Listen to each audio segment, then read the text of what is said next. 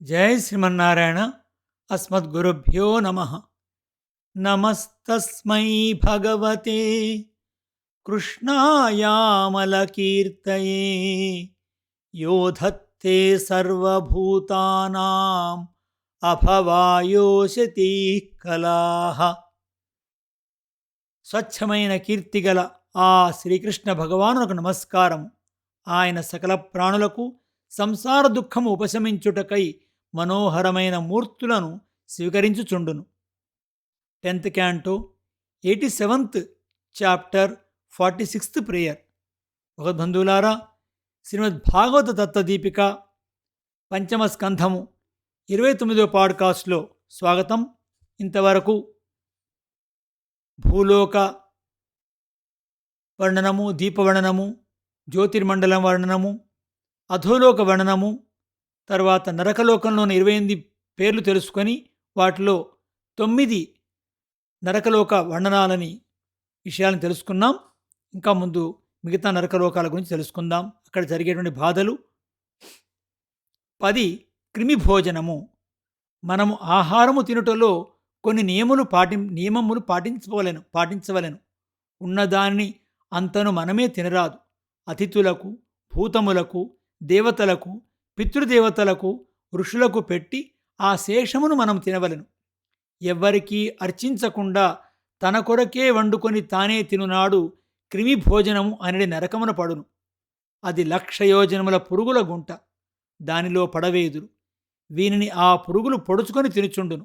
వీడు ఆకలికి తాళలేక ఆ పురుగులను తినుచుండును. జీవించి ఉన్నప్పుడు ఒకనికి పెట్టకుండా, దేవతలకు నివేదింపకుండా తినువారందరూ ఈ నరకములో బాధలు అనుభవించుచుందురు. 11 సందంశము. పవిత్రులకు బ్రాహ్మణుల ధనమును, బంగారమును, రత్నములను బలాత్కారముగా దోచుకొని పోయేడివారు ఈ నరకమున పడి ఉందురు. యమభటులు అగ్నిలో కాల్చిన ఇనుప ఊచెలతో వారి శరీరమును కాల్చుచూ, పొడుచుచూ, నరకుచూ హింసింతురు. 12 తప్తసూర్మి. పురుషుడు తనకు శాస్త్రోక్తముగా పొందదగినది అని నిర్ణయింపబడిన స్త్రీని కాక పొందదగిన స్త్రీని పొందినచో, అట్లే స్త్రీ అయినను తాను అనుభవింపదగిన భర్తను కాక ఇతర పురుషుని పొందినచో తప్తసూర్మి అనే నరకములో పడవేతురు. అచట ఇనుప ఆకారములో స్త్రీ పురుష మూర్తులు కల్పింపబడి ఉండును. అవి అగ్నిచే కాలుచుండును.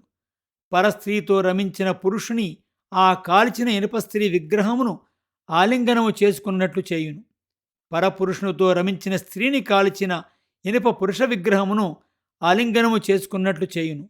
వెనక నుండి కొరడాలతో కొట్టుచుందురు. కాలిపోవుచుండును. దుఃఖమును అనుభవించుచుందురు. వజ్రకంటక శాల్మలి. 13వ నరకం. ఇందు వజ్రముల కంటే వాడి అయిన ముళ్ళు గల బూరుగు చెట్లుండును. లోభముచే ఎవరైనను చేయకూడని పనులు చేసి శరీరమును పోషించుకొలవనని ప్రయత్నించడి వారిని ఈ నరకమున పడవేతురు. బ్రతువు తెరుగునకై చేయకూడని పనులు చేయుట, సేవింపరాని వారిని సేవించుట చేయు వారిని ఈ నరకమున పడవేతురు. వజ్రము వంటి ముళ్ళు గల ఆ చెట్లను ఎక్కించి దించుచు, దిగకుండా కొరడాలతో కొట్టుచు, మరల మీదికెక్కించుచు, మరల క్రిందికి దించుతుందురు. 14 వైతరిణి. ధర్మరక్షణము చేయుటకు నియమింపబడిన అధికారులు, రాజులు ధర్మపు కట్టుబాట్లను అతిక్రమించి తమ ఇష్టం వచ్చినట్లు ప్రవర్తించినచో వారు వైతరిణి అనే నదిలో త్రోయబడుదురు. ఈ నది నరకలోకమునకు చుట్టూ అగర్తవలే ఉండును.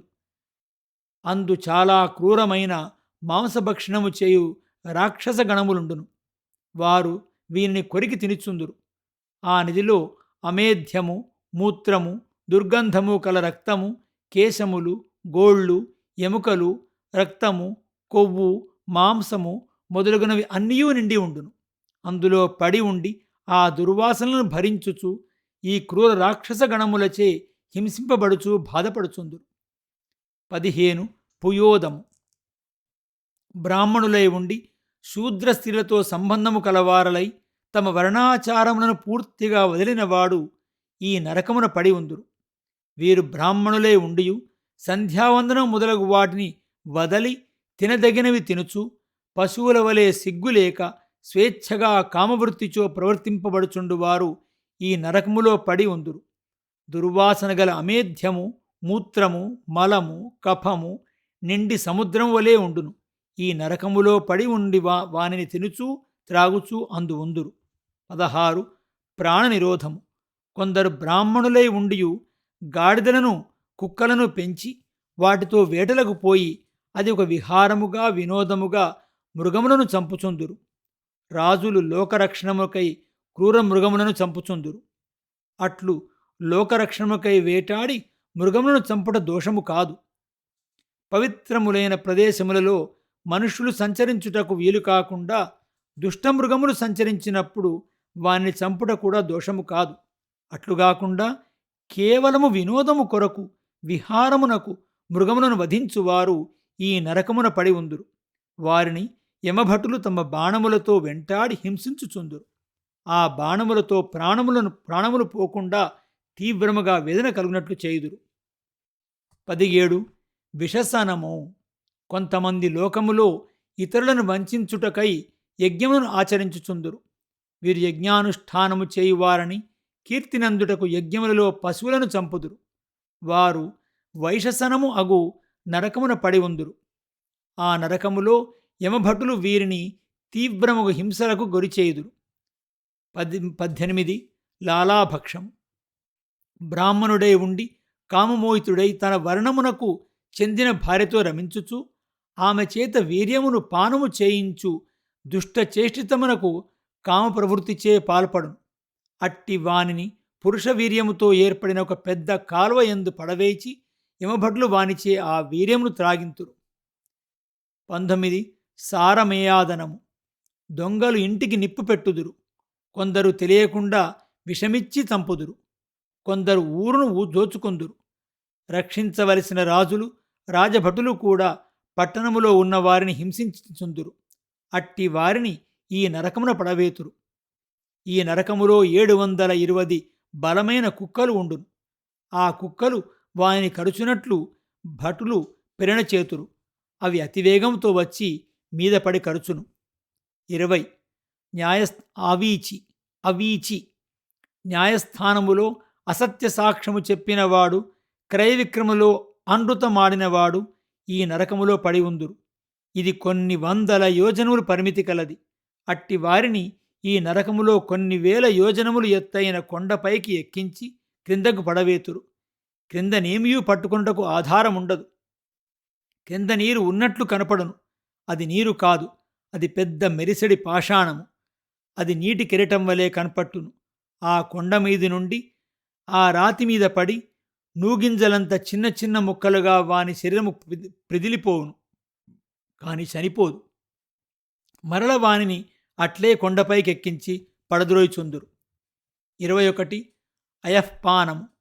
బ్రాహ్మణుడు గాని రాజు కాని వైశ్యుడు కాని వ్రతములో ఉండి సోపానము చేసేడి వాడై ఉండి పొరపాటుగానైనను సురాపానము చేసినచో ఈ నరకమునందు పడవేయబడును.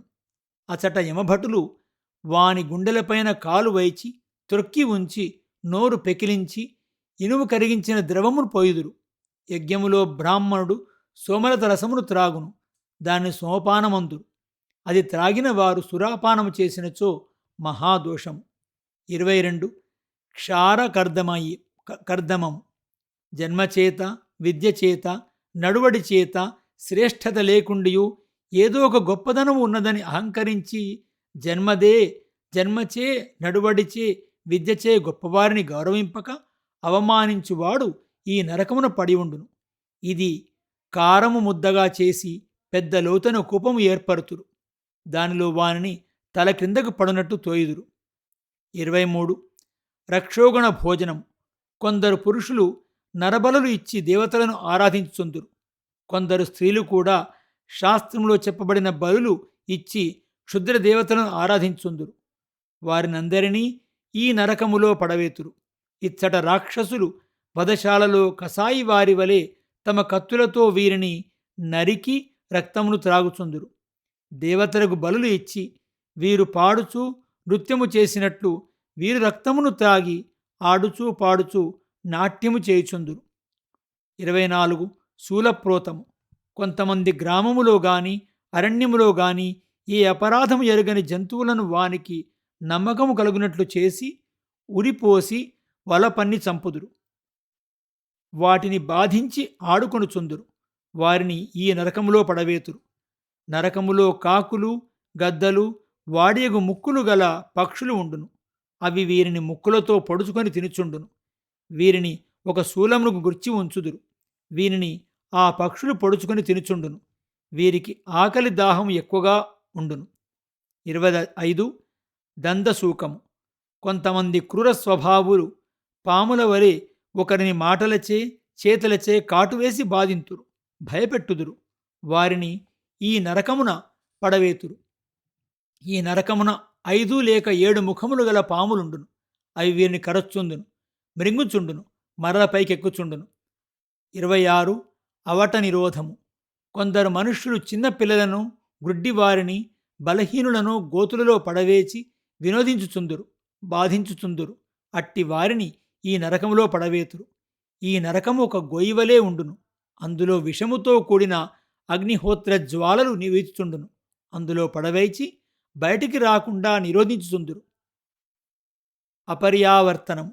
గృహస్థు అయి ఉండి తన ఇంటికి వచ్చిన అతిథులను వారు తమ ఇంటికి వచ్చినారన్న కోపముతో, అనాదరముతో, వానిని దహించునేమో అన్నంత కోపముతో చూచెడి వారిని ఈ నరకములో పడవేతురు. అచట వంకర ముక్కులు గల కాకులు, గ్రద్దలు, డేగలు మున్నగునవి ఎగిరివచ్చి వీరిపై వ్రాలి ముక్కులతో వీరి కళ్ళను ఊడబెరుకును. 28. సూచీముఖము. ఈ లోకములో తాను ధనవంతుడునను గర్వము గలవాడై తాను శ్రేష్ఠుడనని భావించి ఇంటికి వచ్చిన పెద్దలను, గురువులను కూడా తన ధనమును దొంగలింతురేమని భావించుచుండును.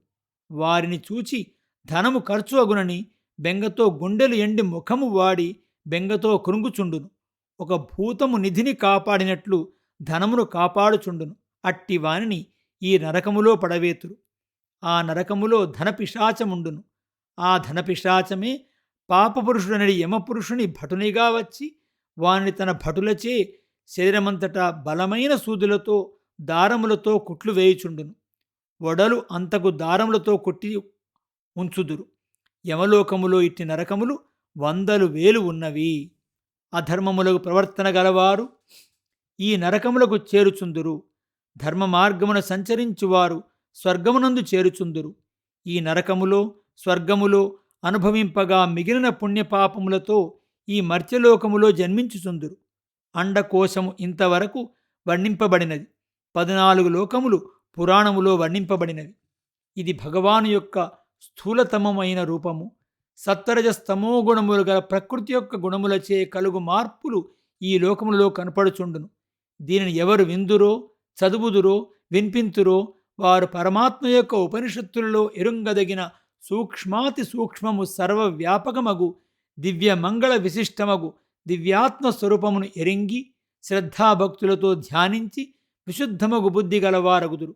భగవాను యొక్క స్థూల రూపమే ఈ విశ్వము.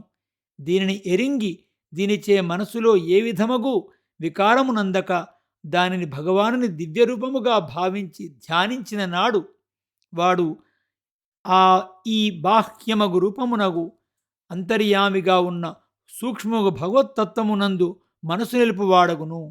ఈ భగవంతుని యొక్క స్థూల శరీరమందున్న భూమి, దాని అవాంతర భేదములు, ద్వీపములు, వర్షములు, భూమిలో ఉన్న నదులు, పర్వతములు, అంతరిక్షములు, సముద్రములు, పాతాళం వరకు ఉండేడి భూమి అడుగు భాగములు, నరకములు, నక్షత్ర గణములు, ధ్రువమండలము మొదలగు వాని యొక్క విశేషములు వర్ణింపబడినవి.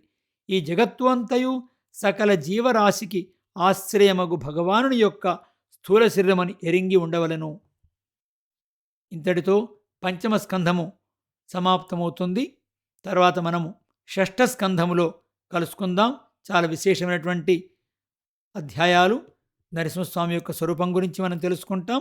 ఆ యొక్క కథాభాగాలు తెలుసుకుంటాం. దానిలో మళ్ళీ కలుసుకుందాం. జయ శ్రీమన్నారాయణ. అస్మద్గురుభ్యో నమః.